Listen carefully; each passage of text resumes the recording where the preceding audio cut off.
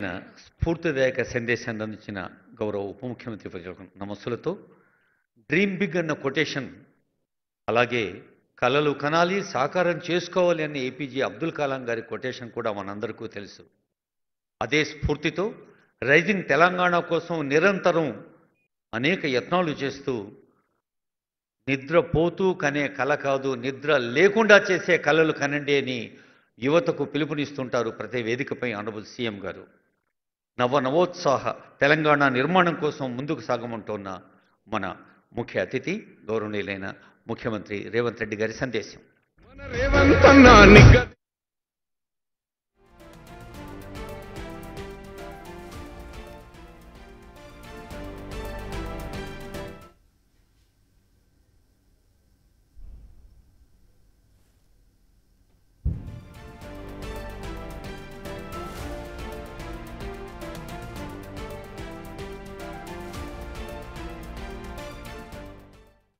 తెలంగాణ రాష్ట్ర ప్రభుత్వ ప్రధాన కార్యదర్శి శ్రీ రామకృష్ణారావు గారి అధ్యక్షతన గ్రూప్ 2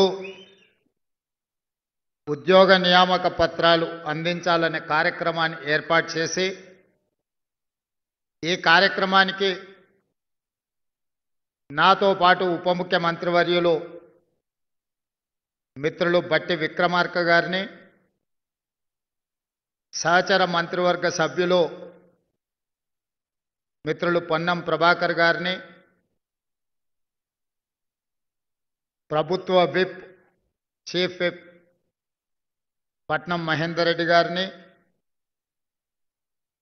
శాసన మండలి సభ్యులను, శాసన సభ్యులను, వివిధ కార్పొరేషన్ల చైర్మన్లను, తెలంగాణ రాష్ట్ర డీజీపీ శ్రీ శివధర్ రెడ్డి గారిని,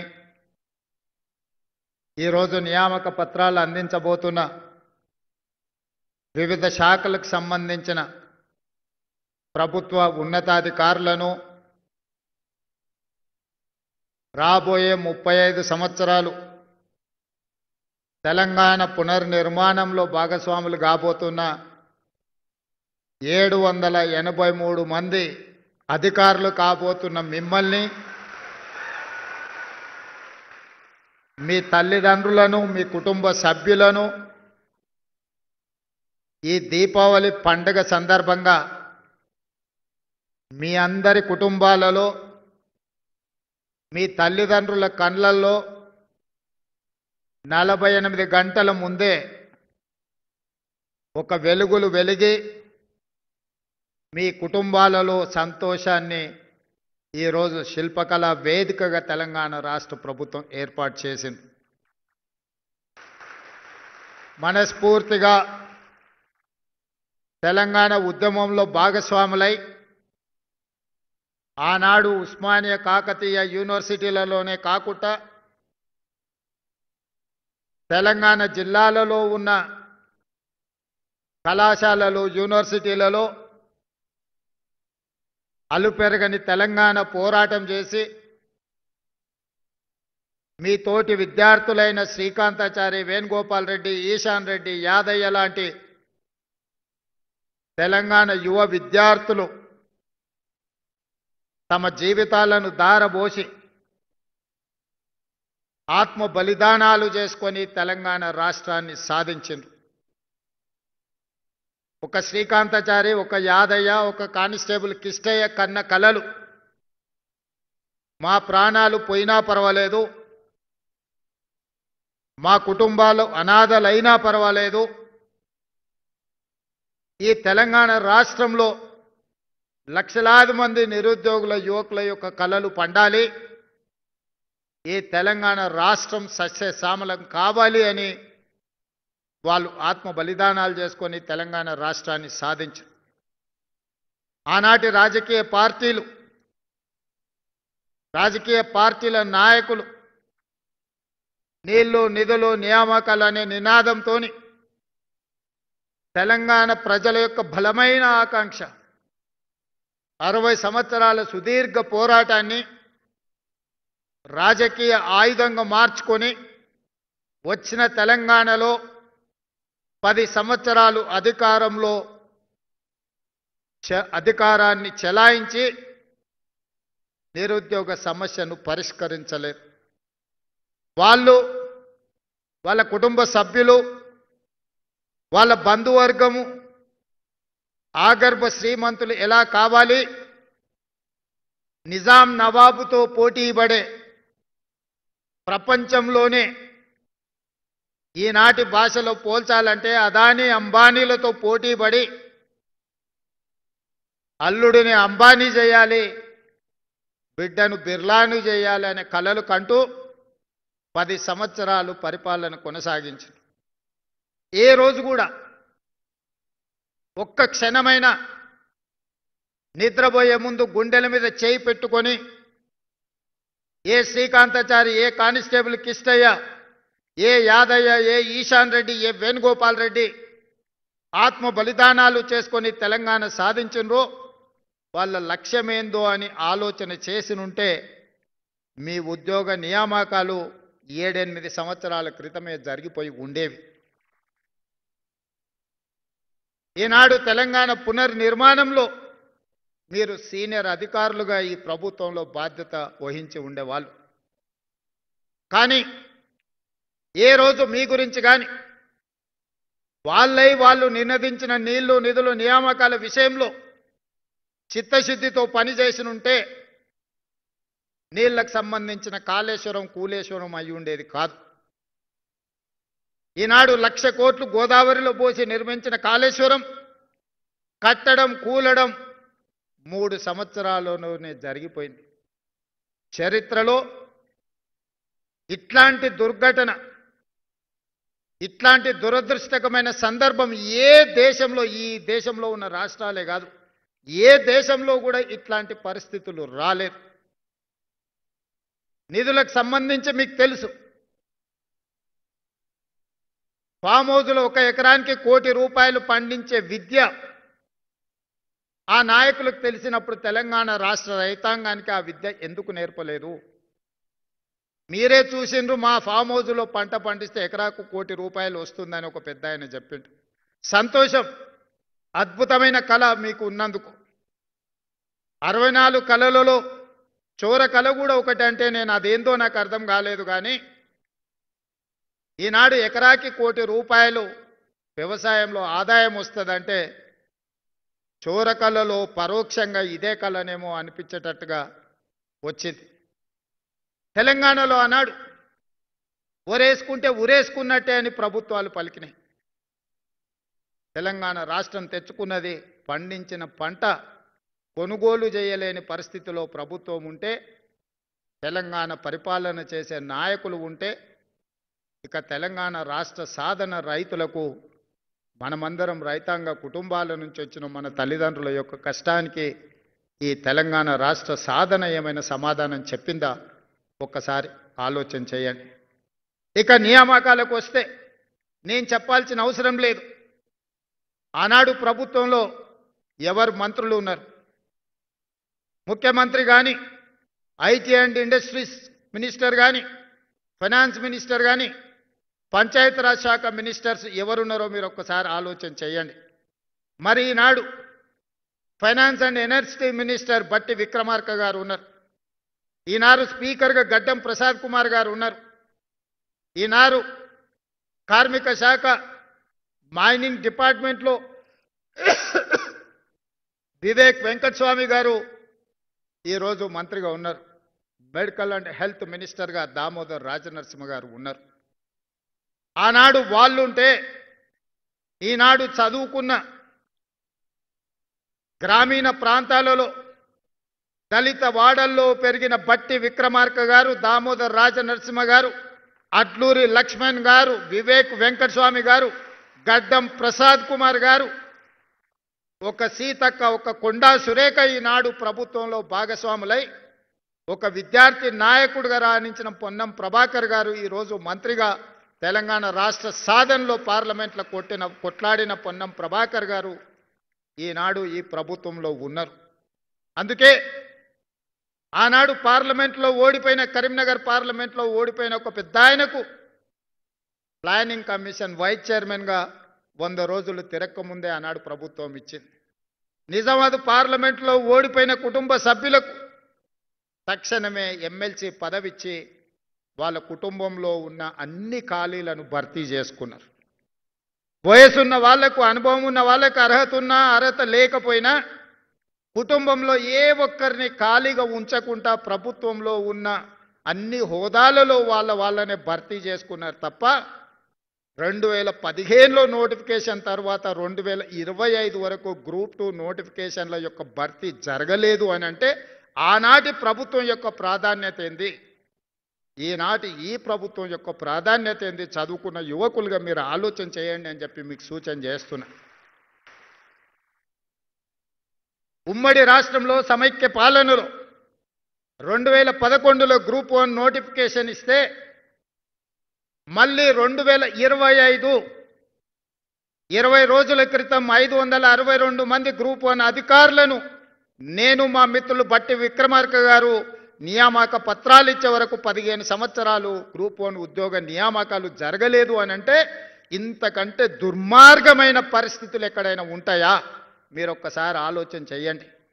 22-23 సంవత్సరాల వయసులో తండాల నుంచి, గూడాల నుంచి, మారుమూల పల్లెల్లో నుంచి ఒక బలమైన ఆకాంక్షను తీసుకొని మీ తల్లిదండ్రులు ఉపాధి హామీ కూలీ చేసి రూపాయి కూడబెట్టి హైదరాబాద్కు పంపించి అశోక్ నగర్ చౌరస్తాల్లో, దిల్సుఖ్ నగర్ చౌరస్తాల్లో, అమీర్పేట్ చౌరస్తాల్లో కోచింగ్ సెంటర్లలో మిమ్మల్ని చేర్పించి గ్రూప్ 1 అధికారులుగా, గ్రూప్ 2 అధికారులుగా మీ ఉజ్వల భవిష్యత్తు ఉండాలి అని పంపిస్తే 10-15 సంవత్సరాలు పరీక్షలు నిర్వహించిన పరీక్షల యొక్క ప్రశ్నాపత్రాలు జిరాక్స్ సెంటర్లో పల్లి బఠానీలలాగా అమ్ముతుంటే గుండె పగిలి రోధించిన విద్యార్థుల గురించి ఎప్పుడైనా ఆనాటి పాలకులు ఆలోచన చేసిండ్రా? మీరు ఒక్కసారి ఆలోచన చేయండి మిత్రులారా. 15 సంవత్సరాల సుదీర్ఘమైన గ్రూప్ 1 అధికారుల నియామకాలను ఈ ప్రభుత్వం 20 రోజుల క్రితం దసరా కంటే ముందు నియామక పత్రాలు ఇచ్చింది. వాళ్ళ కుటుంబాలలో దసరా పండుగను ముందుగానే తెచ్చిపెట్టింది. ఈనాడు 5 లక్షలకు పైగా గ్రూప్ 2 ఉద్యోగాలకు అప్లికేషన్ పెట్టుకుంటే 2 లక్షల పైబడి పోటీ పరీక్షలు రాస్తే అందులోకెళ్ళి 783 మంది ఈనాడు మీరు ఎంపిక అయినరంటే మట్టిలో మాణిక్యాలను వెలికి తీసి తెలంగాణ పబ్లిక్ సర్వీస్ కమిషన్ ఈనాడు మిమ్మల్ని అందరినీ తెలంగాణ పునర్నిర్మాణంలో భాగస్వాములను చేసే బాధ్యత తెలంగాణ పబ్లిక్ సర్వీస్ కమిషన్ తీసుకున్నది. మిత్రులారా, మీరు ఆలోచన చేయండి. ఆనాడు తెలంగాణ పబ్లిక్ సర్వీస్ కమిషన్లో వాళ్ళు నియమించిన సభ్యులెవరు? ఈనాడు మేము నుంచి నియమించిన తెలంగాణ పబ్లిక్ సర్వీస్ కమిషన్లో మీ భవిష్యత్తును నిర్ణయించే సభ్యులకి ఎలాంటి క్వాలిఫికేషన్లు ఒక్కసారి పోల్చి చూడండి. నిర్వహించిన పరీక్షలను చూడండి, వెల్లడించిన ఫలితాలను చూడండి. దీని వెనకాల ఉన్న చిత్తశుద్ధిని, శ్రమని మీరు గుర్తించండి. ఈరోజు మా కోసం కాదు, మీకోసం. మీరు మేము వేరు కాదు, మీరే మేము, మేమే మీరు. నల్లమల అటవీ ప్రాంతంలో నుంచి ఒక మారుమూల గ్రామం నుంచి ప్రభుత్వ పాఠశాలలో చదువుకున్న నేను ఇక్కడికి వచ్చినా అంటే అందులో మీ శ్రమ ఉన్నది, మీ మద్దతు ఉన్నది. మీరందరూ అండగా నిలబడబట్టి ఒక జిల్లా పరిషత్ మెంబర్గా, ఎమ్మెల్సీగా, ఎమ్మెల్యేగా, ఎంపీగా, పార్టీ ప్రెసిడెంట్గా, తెలంగాణ రాష్ట్ర ముఖ్యమంత్రిగా ఒక 15-16 సంవత్సరాలలో ఇక్కడి చేరి ఇవాళ ఈ శిల్పకళా వేదికలో వందలాది మంది అధికారులకు నియామక పత్రాలు ఇచ్చే హోదా వచ్చింది అనంటే మీ తల్లిదండ్రుల ఆశీర్వాదము. మీరు అండగా నిలబడబట్టి గ్రామాలలో మీరే కథానాయకులై నడిపించి మీరే ఒక రేవంత్గా మారి మొన్నట జరిగిన ఎన్నికల్లో మీరు అండగా నిలబడ్డారు కాబట్టే ఈనాడు ఇందిరమ్మ రాజ్యం ప్రజాపాలనని మేము ఏర్పాటు చేసి ఈ సమస్యల్ని పరిష్కరించినాం. ఈ సమస్యను మీ సమస్యగా చూడలే, ఈ సమస్యను మా సమస్యగా, మన సమస్యగా గ్రూప్ 1 పరీక్షల ఫలితాల పట్ల ఎన్ని రకాల చిక్కులను ఎదుర్కోవాల్సి వచ్చిందో, ఎన్ని రకాల ఆరోపణల్ని, చౌకబారు రాజకీయ విమర్శలను ఎదుర్కొన్నామో మీరు చూశారు. గ్రూప్ 1 ఉద్యోగాలకు రేవంత్ రెడ్డి 2 కోట్లు 3 కోట్ల రూపాయలు తీసుకున్న ర్యాంక్ వచ్చిన వాళ్ళు అని అంటే ఆ ర్యాంకర్స్ వాళ్ళ ఇంటి పరిస్థితులు చూపించారు. తండ్రులను కోల్పోయి తల్లి లేకపోతే అమ్మమ్మ దగ్గర చదువుకున్న వాళ్ళు మాకు గుడిసెనే లేదు కోటి అంటే ఎట్లుంటుంది సార్ ఎన్నడన్నా మేము చూసినామా? మా చదువును మా జ్ఞానాన్ని మా శీలాన్ని శంకించే అధికారం మీకు ఎవరిచ్చినని వాళ్ళు కంటతడి పెట్టుకున్నప్పుడు నిజంగానే నాకు చాలా ఆవేదన కలిగింది. ఇంత దుర్మార్గమైన పరిస్థితిలో ఈరోజు గత పాలకులు కల్పిస్తున్నారు. ఏది ఏమైనా ఈ సమస్యలను పరిష్కరించాలి, చిక్కుముళ్ళను విప్పాలి, చీకటి రోజులు పోవాలి, వాళ్ళ జీవితాలలో వెలుగు నింపాలి అని గ్రూప్ 1 సమస్యను పరిష్కరించి ఇదే వేదికగా నియామక పత్రాలు ఇచ్చిన. వాళ్ళకంటే ముందే మీకు ఇచ్చి ఉండొచ్చు, కానీ గ్రూప్ 2లో ఈనాడు గ్రూప్ 1లో సెలెక్ట్ అయిన వాళ్ళు చాలామంది సెలెక్ట్ అయినారు. ఒక్కసారి వాళ్ళ గ్రూప్ 2 ఉద్యోగాలు ఇచ్చిన తర్వాత గ్రూప్ 1 ఇస్తే ఈ ఖాళీలు మళ్ళీ నోటిఫికేషన్కి వెళ్ళాల్సి వస్తుంది. ఎందుకు మొదట గ్రూప్ 1 ఇచ్చినాం, గ్రూప్ 1లో సెలెక్ట్ అయినాక మిగిలిన అన్ని ఖాళీలని ఇవాళ గ్రూప్ 2గా మిమ్మల్ని భర్తీ చేస్తున్నా అంటే మీకు ర్యాంక్ వచ్చి కూడా ఒకవేళ అందులో ఉన్న వాళ్ళు ఇందులోకి వస్తే మీకు అవకాశాలు కోల్పోతాయి. కాబట్టి మీ అవకాశాలు పోకూడదు, మళ్ళీ నోటిఫికేషన్ ఇస్తే ఆలస్యం అవుతాయి అన్నారు. మీరు ఎంపిక అవుతారో కారో అని మీ బాధ నా బాధగా ఆలోచన చేసి మొట్టమొదట గ్రూప్ 1 నియామకాలు చేపట్టి ఇవాళ గ్రూప్ 2 నియామకాలు ఇస్తున్నా. మీ తర్వాత గ్రూప్ 3 నియామకాలు ఇస్తా, ఆ తర్వాత గ్రూప్ 4 నియామకాలు ఇస్తా. ఇవన్నీ కలిపితే దాదాపుగా 11,000 నియామకాలు. మొదటి సంవత్సరంలోనే 60,000 ప్రభుత్వ ఉద్యోగ నియామకాలు, టీచర్ల నుంచి కానిస్టేబుల్ల వరకు, ఇంజనీర్ల నుంచి డాక్టర్ల వరకు 60,000 ఉద్యోగాలు మొదటి సంవత్సరంలోనే ఇచ్చిన. ఇదే కాదు, ఎస్సీ వర్గీకరణ 30 సంవత్సరాల సుదీర్ఘమైన పోరాటం, దానికి ఒక శాశ్వత పరిష్కారాన్ని ఎస్సీ వర్గీకరణకు చూపించినాం. జనగణనలో కులగణన 100 సంవత్సరాల సమస్య, ఆ సమస్యకు 16 నెలల్లోనే పరిష్కారం చూపించి ఫిబ్రవరి 4ను సోషల్ జస్టిస్ డేగా ఈనాడు జరుపుకుంటున్నాం. దేశంలో ఎక్కడా లేని జనాభా లెక్కలు, ఆ జనాభాలో కుల లెక్కలు, ప్రతి కులానికి సంబంధించిన ప్రజలకు ఈ వివరాలను సేకరించిన రాష్ట్రం మొట్టమొదటి రాష్ట్రం తెలంగాణ రాష్ట్రం. ఇవాళ మేము ఆ కార్యక్రమాన్ని చేయడం ద్వారా కేంద్ర ప్రభుత్వం మీద ఒత్తిడి తీసుకొచ్చి రేపు జరగబోయే 2026 జనగణనలో కులగణనను చేర్చాల్సిన పరిస్థితి ప్రధానమంత్రి గారికి కల్పించి దేశానికే తెలంగాణ రాష్ట్రం ఆదర్శంగా నిలబడ్డదని ఈరోజు మీ అందరికీ నేను గర్వంగా చెప్పదలుచుకున్నాను. ఇవన్నీ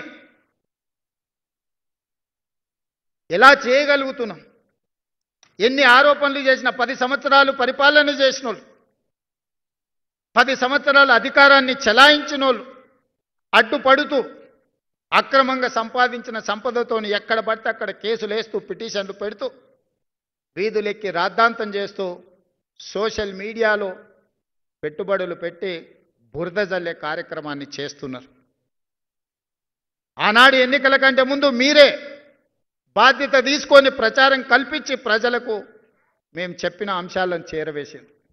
అధికారంలోకి వచ్చిన తర్వాత అన్నకు అధికారం వచ్చింది, ఇప్పుడు మా అవసరం లేదని మీరు అందరూ అనుకుంటున్నట్టు ఉన్నారు. అది కాదు. ఈరోజు మన సమస్యల్ని మనమే పరిష్కరించుకోవాలి, మనం చేసిన మంచి పనుల్ని ప్రజలకు మనమే వివరించుకోవాలి. నాకంటూ ప్రత్యేకమైన సైన్యం లేదు, ప్రత్యేకమైన వ్యవస్థ లేదు. నా వ్యవస్థనే మీరు, ఆ వ్యవస్థలో మీరే సభ్యులు, కుటుంబ సభ్యులు. రేపటి నుంచి మీరు కూడా నిన్నటి వరకు మీరు సామాన్యమైన నిరుద్యోగ యువకులు మీ తల్లిదండ్రుల ముందు కానీ, మీ గ్రామ ప్రజల ముందు కానీ, మీ బంధువుల ముందు ఈ రోజు నుంచి మీరు ఆఫీసర్స్, మీరు ఈరోజు ఆఫీసర్గా డిజిగ్నేట్ కాబోతున్నారు. మీ జీవితంలో మీ బర్త్డే మీకు ఎంత ఇంపార్టెంటో, మీ జీవితంలో ఈరోజు మీరు డిజిగ్నేట్ కాబోతున్నారు ఆఫీసర్గా. ఈరోజు మీకు అందించబోయే నియామక పత్రం ప్రభుత్వ ఉద్యోగం కాదు, ఇదొక భావోద్వేగం. ఈ భావోద్వేగం తెలంగాణ పునర్నిర్మాణ భవిష్యత్తును 2047 తెలంగాణ రైజింగ్ విజన్ డాక్యుమెంట్ను మీరు ముందుకు నడిపించడానికి ఈరోజు ఈ బాధ్యతను నియామక పత్రము ద్వారా మీ చేతుల్లో పెడుతున్న, దీన్ని భద్రంగా కాపాడి 2047కి దేశంలోనే $3 ట్రిలియన్ ఎకానమీగా ఈ తెలంగాణను తీర్చిదిద్దే బాధ్యత మీది. ఆనాడు నేను అధికారంలో ఉంటానో ఉండనో నాకు తెలియదు, కానీ మీరందరూ ఆనాడు అధికారులుగా ఉంటారు. మీదే బాధ్యత. తెలంగాణ రైజింగ్ 2047 విజన్ డాక్యుమెంట్ని ఈరోజు నిలబెట్టి ఆనాటికి కాపాడి $3 ట్రిలియన్ ఎకానమీగా ఈ తెలంగాణ రాష్ట్రాన్ని అభివృద్ధి చేసే బాధ్యత మీది. ఈరోజు మీకు ఇచ్చే బాధ్యత, ఈరోజు మీకు ఇచ్చే నియామక పత్రము, ఇది తెలంగాణ యొక్క బాధ్యతను మీకు అప్పజెప్తున్నాం. ఇది గాజు అద్దం లాంటిది, మీరు కింద పడేస్తే పగిలిపోతుంది. ఈరోజు తెలంగాణ గుండెకాయ సచివాలయంలో పనిచేయడమే కాదు, మారుమూల ప్రాంతాలలో మీరు పనిచేయబోతున్నారు. రేపటి నుంచి మా ఆడపిల్లలు అందరూ అత్తగారింటికి పోతారు, ఉద్యోగం వచ్చింది కాబట్టి పెళ్లి చేసుకొని. వాళ్ళ జీవితంలో అత్తామామలు వస్తారు. మరి అత్తమామలనే చూసుకోవాలి, తల్లిదండ్రులను చూసుకునే బాధ్యత లేదా అని మీరు అనుకుంటే, ఈనాడు తల్లిదండ్రులు కొడుకైనా బిడ్డైనా సమానంగా చూసుకుంటారు. మా ఆడపిల్లలందరికీ నేను సూచన చేస్తున్నా, మీరు అత్తగారింటికి వెళ్ళిన అమ్మ నాయనను మంచిగా చూసుకోండి, మీరు బాధ్యతగా తీసుకోండి. ఇక మా సోదరులకు చెప్తున్న, కట్నాలు వస్తాయి, కార్లు వస్తాయి, అత్తమామ వస్తారు. ఇప్పటి వరకు ఉన్న అమ్మ నాయననేమో చేదవుతారు, కొత్తగా వచ్చిన అత్తమామనేమో తీపి అవుతారు. నేను చాలా మందిని చూస్తున్నా. అత్తమామను మంచిగా చూసుకోవద్దని నేను అనను, మీ కట్టుకున్న సతీమణితోని మీరు బాగుండొద్దని నేను చెప్పను. కానీ మీరు అధికారులు అయినంటే మీ తల్లిదండ్రుల యొక్క కష్టము శ్రమ, వాళ్ళ రక్తాన్ని చెమటగా మార్చి మిమ్మల్ని భుజాల మీద మోసింది కాబట్టి ఇవాళ మీరు అధికారులు అయ్యింది. మీ తల్లిదండ్రులను మరవకండి, వచ్చిన ఊరును కన్న తల్లిదండ్రులను మరవకండి, మన నేపథ్యాన్ని మరవకండి. మీరు ఏ కుర్చీలో కూర్చున్నా మీ ఎదురుకొచ్చి నిలబడ్డ ఒక పేదవాడు మీ కళ్ళల్లో మీ తల్లిదండ్రులే ఒక అధికారి దగ్గర పోయి నిలబడితే ఏం పరిస్థితి ఉంటుందో మీరు అది ఒక్కసారి ఆలోచనలకి తెచ్చుకోండి. నిస్సహాయంగా మన దగ్గరకు వచ్చేవాడికి సహాయం చేయడమే మన బాధ్యత. ఈరోజు మీకు ఇస్తున్న అధికారం నిస్సహాయులకు సహాయంగా అండగా నిలబడే అధికారం ఈరోజు ఈ ప్రభుత్వం ఇస్తుంది. నేనైనా మీరైనా మనమైనా నిస్సహాయులకు సహాయం అందించడమే మన బాధ్యత. కన్న తల్లిదండ్రులను, పుట్టి పెరిగిన సొంత ఊరిని అభివృద్ధి చేసుకోవడం మన బాధ్యత. మీరు అంకితమవుతారని నాకు సంపూర్ణమైన విశ్వాసం ఉన్నది. మీ అందరి పట్ల నాకు నమ్మకం ఉన్నది. మీరందరూ పెద్ద ఎత్తున చప్పట్లు కొట్టి నాకు మాట ఇవ్వాల్సిందిగా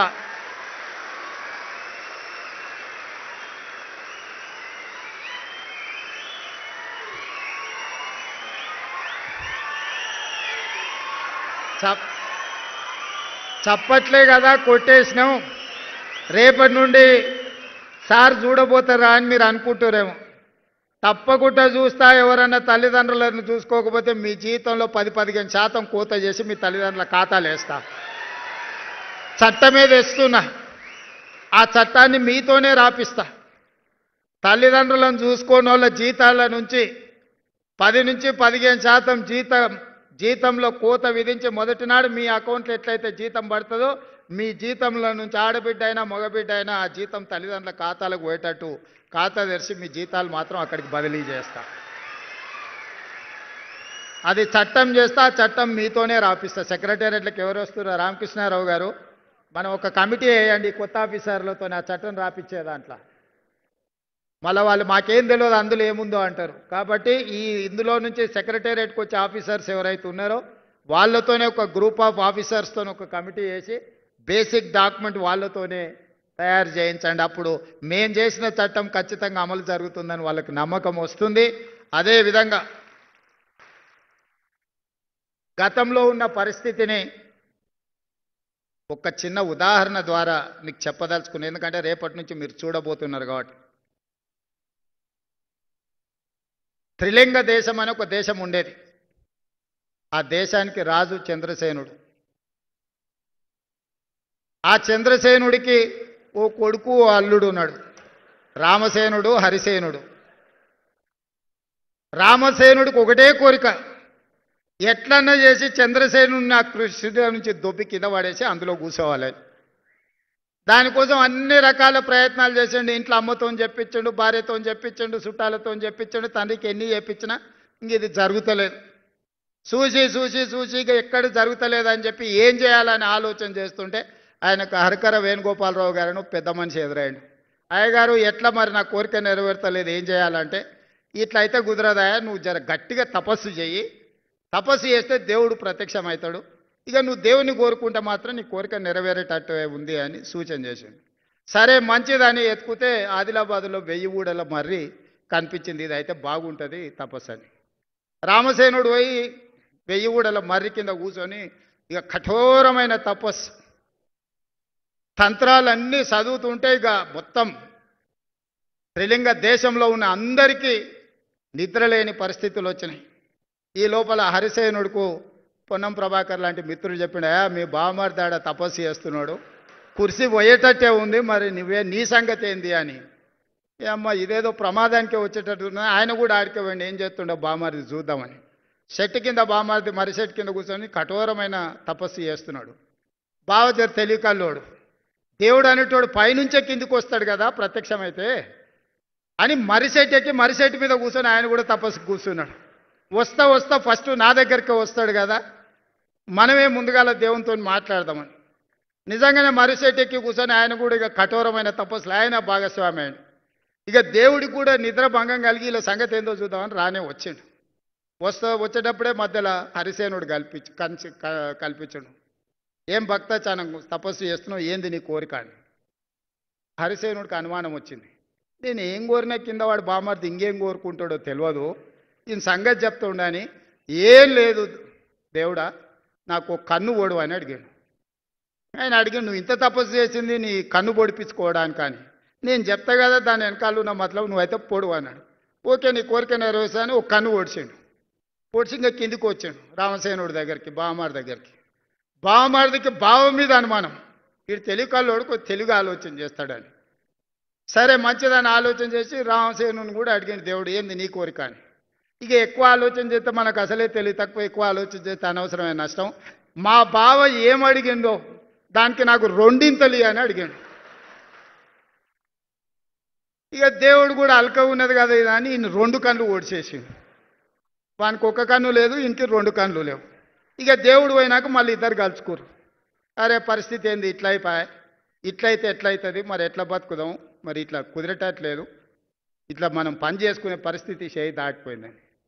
అప్పుడు ఇద్దరు కలిసి ఒక ఆలోచనకు మాలో పెద్ద మనిషిని కలిసిరాయా, మా పరిస్థితి వానికి ఒకటి లేదు, నాకు 2 లేవు, మా ఇద్దరు పరిస్థితి ఏందని. ఓ పని చేయండి, శుక్రవారం నాడు మక్కా మస్జిద్ కోండి, శనివారం నాడు బిర్లా టెంపుల్ కోండి, ఆదివారం నాడు మెదక్ చర్చి దగ్గర కోండి. ఆడ మెట్ల మీద కూర్చుంటే వచ్చేటోడు పోయేటోడు ఏదో ఒకటి ఇస్తాడు. ఇది బాగానే ఉంది. మరి ఎవడు నడవాలి, బాగా తెలికల్లోడు కదా.